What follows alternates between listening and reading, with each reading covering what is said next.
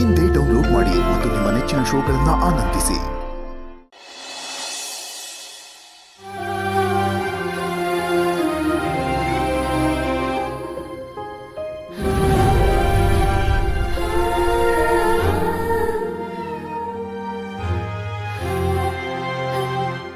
ಯಾಕೆ ಭಾವ ಬೇಜಾರಲ್ಲಿದ್ದೀರಾ?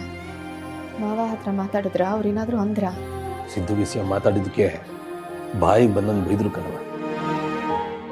ಅಪ್ಪಯ್ಯ ಯಾಕೆ ಹಿಂಗೆ ಆಡ್ತಾ ಇದ್ರು ಅನ್ನೋದೇ ಗೊತ್ತಾಯ್ತಲ್ಲ ಕಣವ.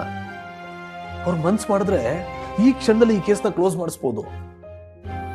ಆದ್ರೂ ಹೊಟ್ಟೆಲ್ ಹುಟ್ಟಿದ ಮಗದ ಮೇಲೆ ಯಾಕೆ ಹಿಂಗೆ ಕತ್ತಿ ಮಸಿತಾ ಇದ್ದಾರೋ ಅನ್ನೋದೇ ಗೊತ್ತಾಯ್ತಲ್ಲ. ಇದೆಲ್ಲ ನನ್ನಿಂದಾನೇ ಆಗ್ತಿರೋದು ಭಾವ. ನಾನು ಸಿದ್ದು ಅವ್ರ ಜೀವನಕ್ಕೆ ಬಂದು ದೊಡ್ಡ ತಪ್ಪು ಮಾಡಿಬಿಟ್ಟೆ. ನನ್ನ ಮೇಲಿರೋ ಕೋಪಕ್ಕೆ ಸಿದ್ದು ಅವರು ಶಿಕ್ಷೆ ಅನುಭವಿಸ್ತಾ ಇದ್ದಾರೆ. ಅವನವ ಯಾಕೆ ಹಿಂಗೆಲ್ಲ ಮಾತಾಡಿರಿ ನೀವು? ನೀವು ಸಿದ್ದು ಜೀವನಕ್ಕೆ ಬಂದದ್ದಲ್ಲ ಕಣವ, ಸಿದ್ದುನೇ ನಿಮ್ಮ ಜೀವನದೊಳಗೆ ಬಂದಿದ್ದು. ಅವ್ನು ನಿಮ್ಮ ಜೀವನಕ್ಕೆ ಬರಲಿಲ್ಲ ಅಂದಿದ್ದಿದ್ರೆ ನೀವಿಷ್ಟೆಲ್ಲ ಒದ್ದಾಡೋದು ಕಷ್ಟಪಡೋ ಪರಿಸ್ಥಿತಿನೇ ಬರ್ತಿರ್ಲಿಲ್ಲ.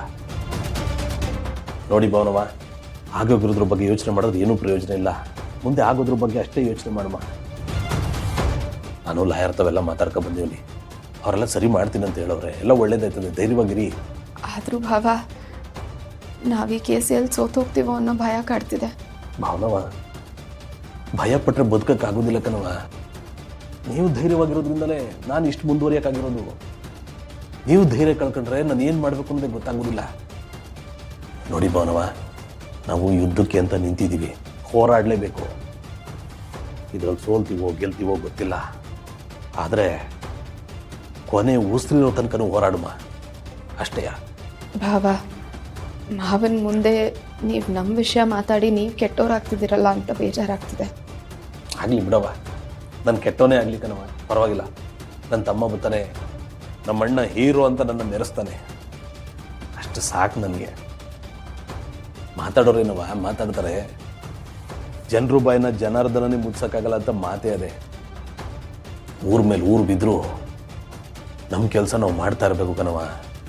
ಆಗಲೇ ಯಶಸ್ಸು ಅನ್ನೋದು ನಮ್ಮ ಹಿಂದೆ ಬರೋದು. ಏನು ತಲೆ ಕೆಡಿಸ್ಕೊಬಿಡಿ, ಎಲ್ಲ ಒಳ್ಳೇದಾಯ್ತದೆ. ಸರಿ ಕಣವ, ನಂಗೂ ಕೆಲಸ ಅದೇ, ನಾ ಬರ್ತೀನಿ. ಭಾವ, ತಿನ್ನಕ್ಕೇನಾದರೂ ಕೊಡ್ಲಾ? ಬೇಡ ಕಣವ, ಬರ್ಬೇಕಾರೆಲ್ಲ ಮಾಡ್ಕೊ ಬಂದೆ. ಅಲ್ಲ ಕಣವ, ಹುಷಾರಾಗಿರಿ. ಜೋಪಾನ. ಏನಾದ್ರು ಬೇಕು ಅಂದರೆ ನಂಗೆ ಫೋನ್ ಮಾಡಿ, ಸರಿಯೇ? ಬರ್ತೀನಿ. ಲಕ್ಷ್ಮೀ ನಿವಾಸ